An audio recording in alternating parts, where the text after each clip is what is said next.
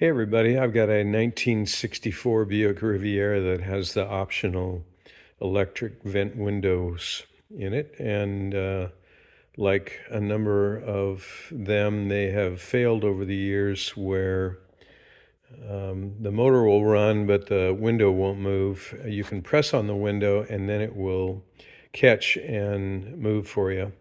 And what we found out is that the gear, which is this item right here inside this housing, is a nylon gear, and the teeth on it at the end of travel just get chewed up where they don't mate with the other drive worm gear that turns it. So there's somebody that has reproduced the gears in metal rather than nylon, and here's what one of them looks like. So when they stop working, it's because this end here on either end has just gotten chewed away. So my Buick shop manual goes into great detail about having to take this whole assembly off, and it's quite involved. But what I'm going to try and do is I've rotated the window to halfway open position, and that exposes this nut, or this bolt right here. The bolt unthreads, and that allows the gear.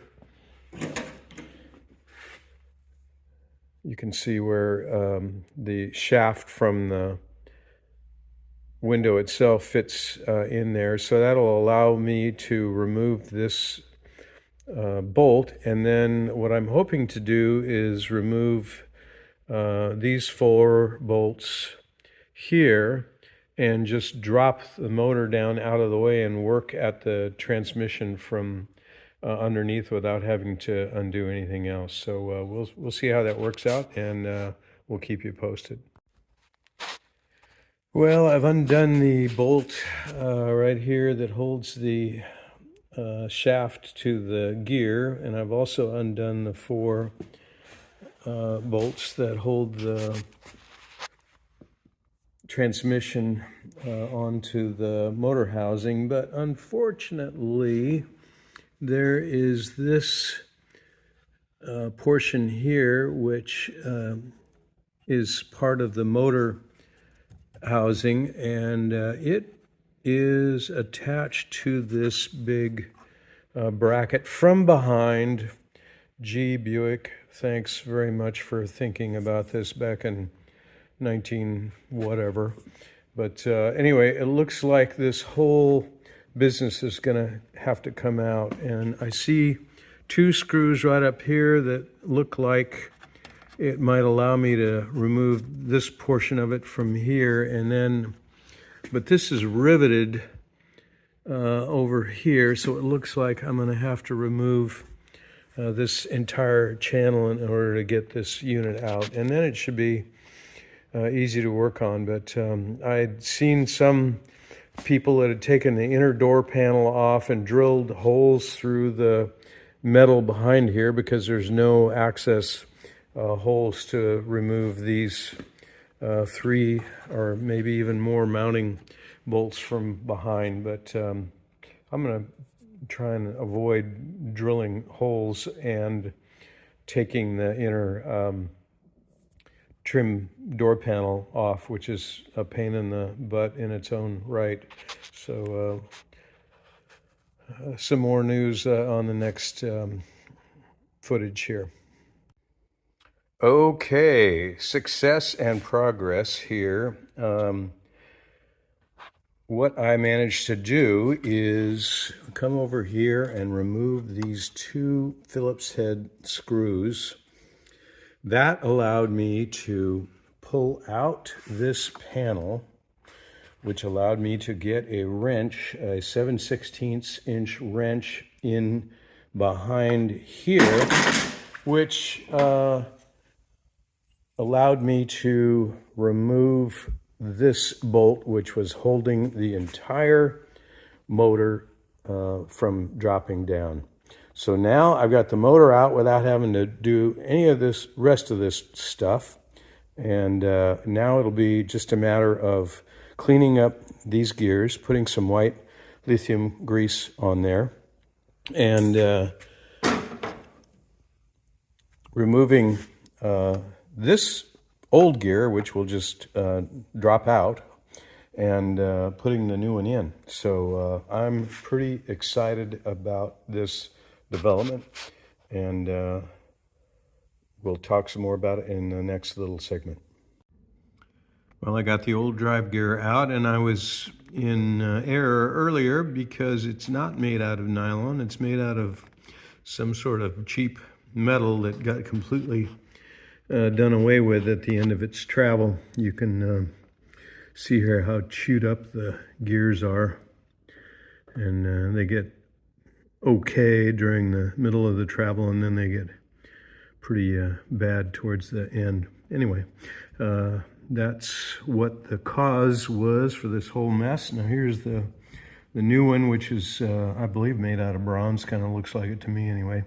And hopefully that'll last longer, or at least last longer than me. It was a bit of a bear getting this out because it had been in there for 58 some odd years, and it took some liquid wrench and a little bit of downward persuasion to get it to pop out. So now it's just a matter of reassembly, and we'll give her a test run once that's done. Well, from the looks of it, it's back together. Not without a couple of trial and errors. Turns out I had dropped a couple of little tiny shaft end caps bearings, which I didn't realize I had, and when I put it back together and it didn't work, and then I put it back together a different way and it didn't work, then I finally went online and looked at a guy's treatise on how to do it on a 59 Cadillac, which is pretty much identical, and that allowed me to start looking around on the floor here to find bits that I hadn't realized I was missing, and that made all the difference in the world. So without further ado,